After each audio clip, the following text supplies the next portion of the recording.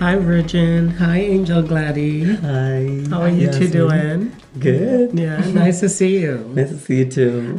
So today we're going to talk a bit about newcomer, being a newcomer coming to Canada, and sort of what that experience is like. What would you like to tell us, Virgin? Maybe what that process.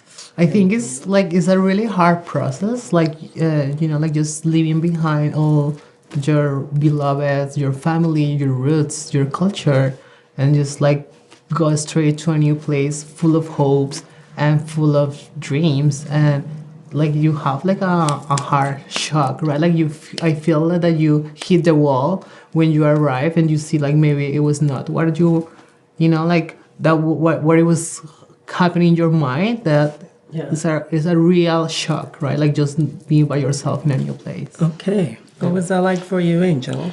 Yeah, it's a migration from one place to another itself. It's a very big thing, big decision for our own life, and you are as Virgin said, like we left a lot of things in our home country, and always we all migrating for good reasons, like to for get a better life, get the freedom and stuff. But like we were imagining that like going to the heaven and coming to Canada, but unfortunately there is no heaven in the world. It's like still you need to, unless you make your own. So, what were some of the barriers or challenges that you faced, like coming here in terms of not having your family? Well, as you just mentioned, like many, like language barrier is something huge, right? Like even if I have the privilege to be able to speak a little of English, just coming here and just like getting realized that my English was not as good as I was expecting, and just being by yourself, like being like kind of like limit budget, not having where to live, not having Financial challenges, financial job, everything. housing. What was the experience like accessing housing? Oh yeah, that is a pretty big challenge for me. Like after I migrated to Canada, and in the beginning, so you are starting everything from the scratch. What are all the things you build up in your country? You're leaving all of that, and you're coming to a new country, and you are starting from the scratch. That was like a big challenging, and one of the our trans friend, she was the one, like I left my family, so I'm searching for a family here, like and one of the trans person was like supporting me in terms of like getting a housing, and she saved my roof, and not all the people are getting this. Right. So it's like normally it has to be like a government has to support in this scenario. Yeah, especially when I was like searching for an option to get a housing, it's like there is a housing options only for youth and older people. Right. So there is no option for the people who's in between. Yeah, so that was a challenge for you. What about some of the systemic barriers or navigating, the forums and all that stuff? Well, the same as like Ingrid was mentioning, like so you first of all you arrive here and then like you don't have your basic needs covered, right? Like something as easy like where you can sleep or where can you eat. Without that, it's really hard to concentrate on all the paperwork that you have to do to follow up your immigration. And there is a lack of information for newcomers to access, right? Like to understand where can I find a lawyer, where can I learn English without spending all my saves going to a private school, right? And then but as she mentioned it before, like I was lucky enough as well to have like a trans person of the community that she was the one who showed me and she guided me through the city, and she gave me the information how to have access to education, to a lawyer, to a food bank, right? So once my needs started being covered, I was able to put more energy and put more effort on other things that I have to do in order to have like a good life here, right? Like a human life. And how does identity play a part in that? when you're navigating, an immigration system and your own identity. Yeah. And I would like to add one more thing with what Virgin said. It's like there are lacking of information, especially when it comes to trans and LGBTQ people. They all the there are, even though there are some in places where they are giving information about the immigration process that is not trans friendly and LGBTQ friendly. So it's like trans people need a place where they can go and trust them, and make feel comfortable, and they need to get the information from them, right? So that is like a pretty hard to find that kind of places in the city. So there's some of what the service providers, were Yeah. they trans friendly or trans Right. knowledgeable? And then like adding or something else, like the few of them that are capable or they have trained to deal with trans people, there's so few of them, they're saturated, right? Like you have to wait like 30 days, 2 months or something to have an appointment. And like, when you are a newcomer, you are just desperate. You need like, oh my gosh, what is going to happen to me? Am I going to have to go back to my home? Do I have to start over a new country? And then like when they let you know, like, oh, it's going to take like 1 month or 2 months, and you just in this period of time, in this limbo, without knowing what's going to happen with you. So how was that feeling, like being just Yeah, especially I would like to add one thing, like finding a doctor, that is a big challenge. Like you're finding a family doctor as a newcomer, and also the family doctor has to understand your language, and also the family doctor should be trans positive, and also they should like make you feel comfortable to speak anything what you want in terms of health.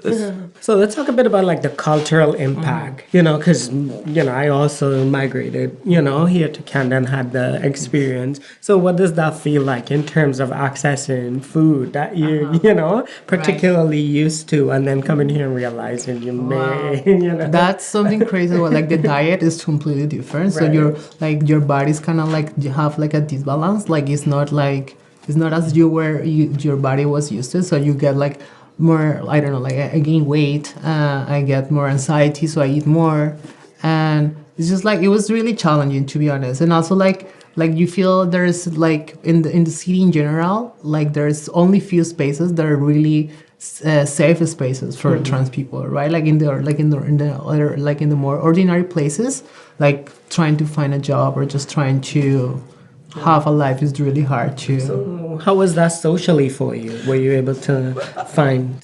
I was in a big cultural shock after I came. Because the place where I came from, like, that is very populated, and, their bubbles are very small.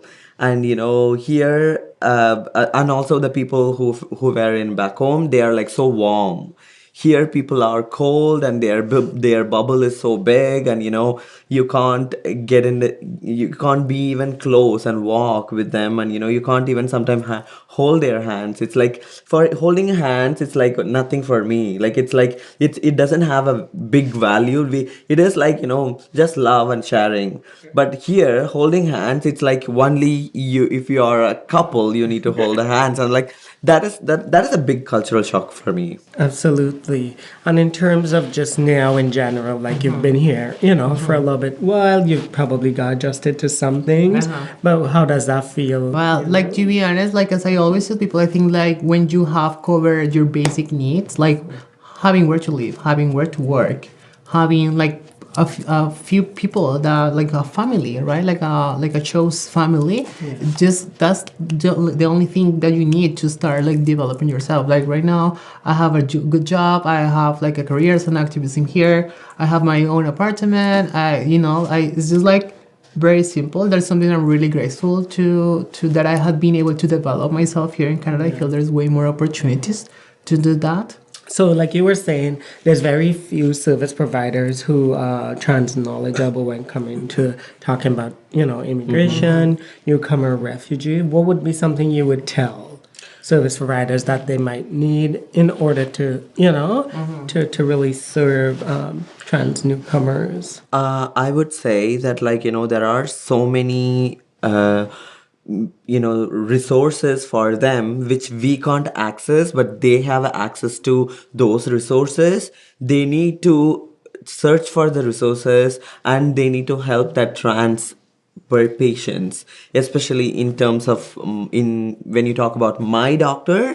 She did a lot of research. She It's okay if you don't know, like if it's not okay if you're not willing to learn.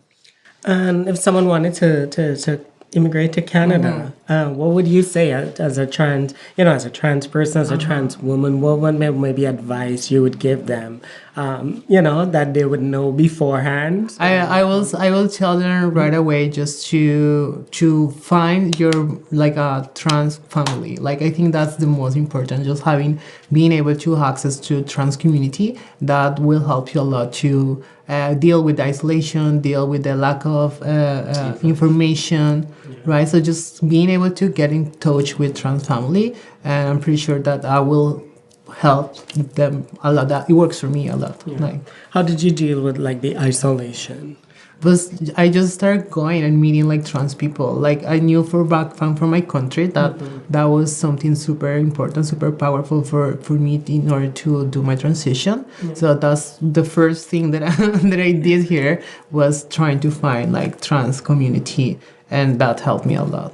Did you feel intimidated when you had to go somewhere for the first time, like maybe to a social group or, Yeah, that is like a trans family is like so me, like that is very important for, I believe, every person, every trans person especially. So that is like, we all are sailing in the same boat. So only what you're trying to say, that like only the person who is like going through the same kind of experience, they can easily understand and give encourage. And also you can, whenever you are feeling so lonely and tired and you're like depression or anything, like you will see other trans person who is like overcoming that situation, and you will take that as a mentorship, and you will just like, okay, why, if she can do it, like why can't I? Then that is like taking your positive energy and sharing the positive energy in between the community. That is very, very important. Yeah, luckily I got some. And I know now you two are both like really involved in a lot of different projects. You talk a bit about your activism. Yeah, I know you're doing a play and you're doing several, performances and all that. So you both came here with a lot of skills and expertise in many different ways. Yeah, I right? think like it's so important to give back Right. something Yeah, for the yeah. community, right? Like for me, like the just having the opportunity to have all my rights respected somehow is because like another sister before or another person before like fought for them. So like I feel that I need to do the same for new generations, and for even for me right now, right? Like we have to keep like just fighting and just like accessing and just opening more doors and more ways for people to understand that it's okay to be trans. And the fashion workshops that you do, could you tell us quickly, like, what they So, are? like I love fashion. Like I have I have a degree in fashion marketing, and for me, fashion is a really powerful tool to communicate and to just to get to express an idea through the way you look, right? So like I also feel like the fashion is a good tool to gain more self confidence and just be able to have fun with it, right? So I feel it's really powerful when you can combine like activism with fashion just to have like a wider impact. And the play that you're involved in, how is it that, Yeah. going to create an impact for... I always believe that like a theater is one of the biggest tool to make an activism as well, because from the ancient world, that before cinema, before all these TV serial, all these before that, theater was the only thing, key tool to make a revolution. So theater is the only thing, it's made a revolution in our ages and ages before. So I believe that like theater is the only tool, one of the tool which is making a revolution. So I wanted to be part of it, and I always call myself as like I'm a theater activist. So thank you both. Thank you, Virgin, for your inspiration and all the work that you've been doing. And to Angel Gladdy for also being an inspiration and and leaders in the community. So I am so grateful to be sitting and talking to you both, and I wish you all the best. Thank you so Okay. much, Yasmin. You are such a role model. Thank you for having this chat with us. Thank you, Yasmin. Okay, awesome.